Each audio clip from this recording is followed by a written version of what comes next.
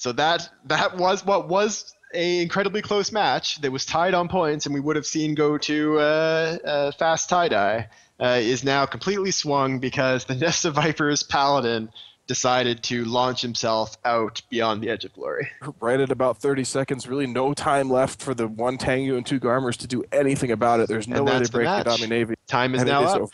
And so that is it. TNT wins. I wasn't even watching that Paladin because he wasn't being shot at all. So I don't know what he was thinking there or exactly what he was trying to do. But he did go directly away from the fight. Maybe, I don't know. I have no idea what he was doing. He went in the opposite direction of the way I'd expect him to go, landed out of the arena, and that swung the match. So a very dramatic ending to that TNT versus Nesta Vipers match. We're going to send you to some more player ads and be back for the much anticipated the name I can't pronounce versus Camel Empire. Every child they stole, every life they took, every mind they poisoned, we will pay back in blood. We come for our people.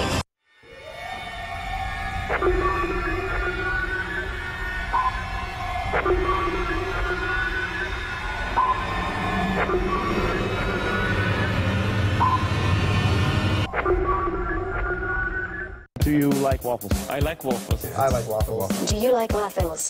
Yes. Yes, I like waffles. And pancakes. And French toast.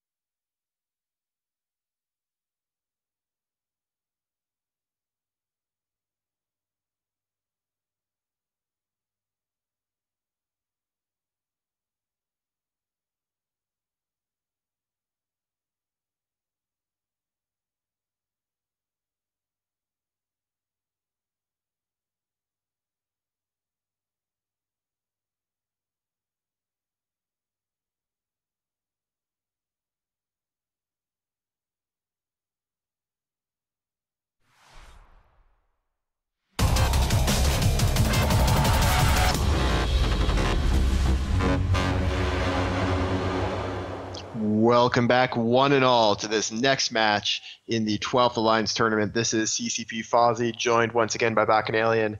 And Losec versus Campbell Empire, one of the most anticipated matches of today, with some very, very interesting setups. Losec bringing an underpointed team, or an underpiloted team, and Campbell Empire bringing what is probably a pretty solid kind of line team that we expect a lot of big teams to be bringing. Why don't you tell us a little bit about these teams, Bach?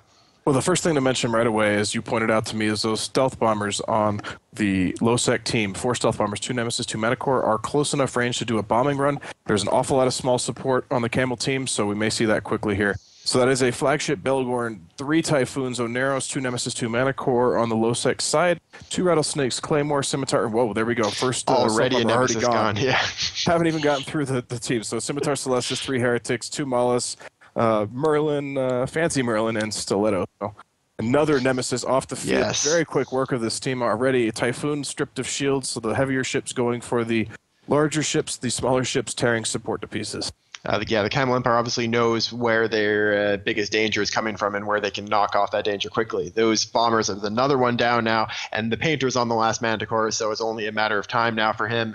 They're doing a great job of picking off these frigates very, very quickly. Absolutely, there are no frigates left already. That first Typhoon into about quarter armor, almost into structure now, and we see the first ships on the other side taking damage as this Typhoon goes into structure. We have Fat Cat, also known as Apathetic Brent, one of your commentators from last year, taking some shield damage but repped right back up. And Zarn Blackscale now, which is a sliver of structure, should be going down, and he is gone. Now the Oneros is starting to take damage as well.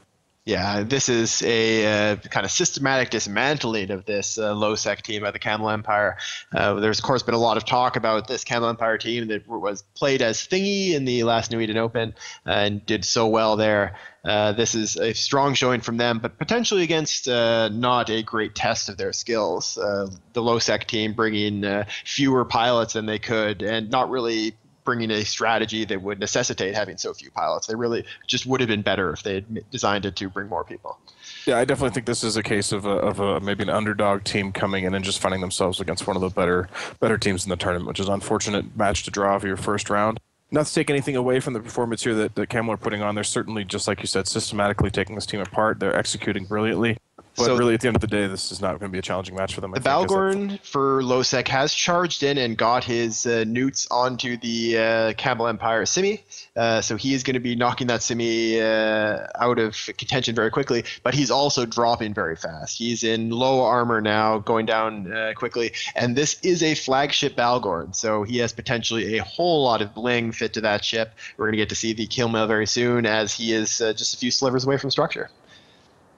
Yeah, it is interesting to see that so much damage being applied to that Oneros as well. While that Belgorn enters structure, the support, it looks like, for the Camel team are tearing that Oneros up, and there goes the flagship. So another flagship down today. We have the Scimitar presumably will be bringing Cap back and starting to rep up that Heretic, and there you go, see the first cycles of it. Oneros, meanwhile, just structure left and should be dying any second. Yeah, the Oneros dropping very quick, and then the big chunks already going out of the shields of that next Typhoon. Now with the Balgorn off the field to no longer be pressuring the Scimitar's Cap, it seems unlikely that the Camel Empire will lose any ships in this match. Yeah, this is just a fantastic setup from Camel. It's fantastically executed. You have an awful lot of E-War. You clearly win the support war. 3 Heretics, a Stiletto on that Merlin. It's just they've accounted for everything here and really done a very good job executing. Against, like we said, perhaps subpar comp, but really just the fact they haven't even lost a single ship is really indicative of well executed. And then the second Typhoon goes down, so just 1 Typhoon left on the Losec side. Yeah, but I mean, so Losec's going to be dropping down to the elimination brackets, the losers brackets, and will be in danger of being knocked out of the tournament starting next weekend. And meanwhile, Camel Empire will be moving on to the winners bracket to face the winner of Kadeshi and 4th District. And that is a position that I doubt either the Kadeshi or 4th District are happy to be in. Yeah, certainly not, but I guess it is one more match away from the losers bracket, which is always a good thing. So there goes that last Typhoon, and a very clean sweep for Camel Empire, not losing a single ship and really not taking much significant damage on any of them. All right, so that is the end of the match. Very convincing win, of course, for Camel there. We will send you back to some more of these amazing player ads, and then we'll be back in a few minutes for Kadeshi versus the 4th District, a battle of two tournament veterans. Waffles, waffles, waffles, waffles, waffles, waffles, waffles, waffles, waffles, waffles, waffles, waffles, waffles, waffles, waffles, waffles, waffles, waffles, waffles.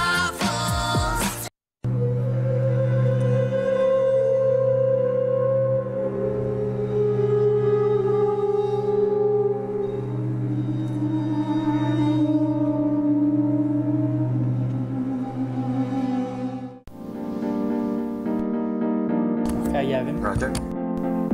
We've got him. I'm gonna disengage as well. Pointed. Pointed.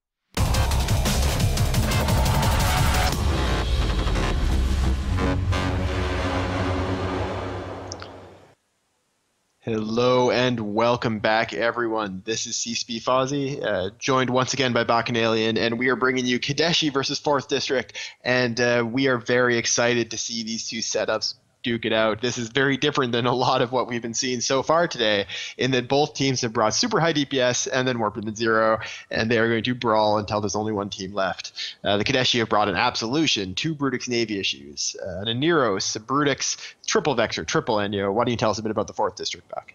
Well, we are looking here at DPS versus more DPS, and the 4th District setup here is a triple Proteus, Myrmidon, Oneros, 2 Vexor, 2 Vengeance, 2 Tristan, and a fancy Merlin Nugo. This is going to be interesting. The red team almost entirely warped to 0 with the exception of their logistics. The 4th District team are kind of spread a little bit. Some of their support is in the back, some of their drone boats in the back, but a lot of their ships right up front, right away. Nitty Masters Vexor straight into armor.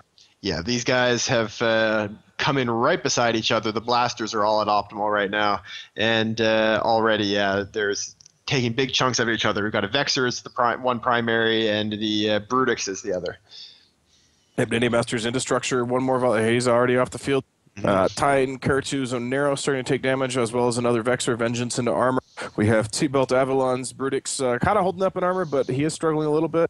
And it looks like damage is slowing down just a bit. Karl Ombacher's Vexor is getting a bit of rep, but he is going down. Nero's about to bleed into armor as well. So the big difference between the tactics going on right now is that the Kadeshi have gone and started to apply damage to the 4th District's Aneros. Tinian, the Aneros for the 4th District, is taking damage. He's moved through shields now, and they are going to see if they can bring him down and hopefully allow that to give them the edge in the rest of the fight. Yeah, we see the Oneros is now into armor. And you're taking some damage. It's interesting, the support are duking it out without a whole lot of effect. They're not really shredding through each other like you might expect. Now the Oneros on the Kadeshi team is into armor as well. Yeah. And Ty and Kurthu, I guess he's dual tanked. He's pulling back shields. Yeah, he is an ASB tanked Aneros. This is not an uncommon thing in a tournament environment, although you don't see it in normal PvP very often. Shield ASB Aneroses are actually a legit fit in the tournament. And there he goes down, though. That being said, the Aneros of Pashute there is probably going to be right behind him because it's also tackled and taking a bunch of damage. And again, shoots Neros is pulling back a little bit of armor, but slowly but surely he is going down. Troni's Myrmidon, however, on the 4th District is starting to go through shields. He is obviously the next primary.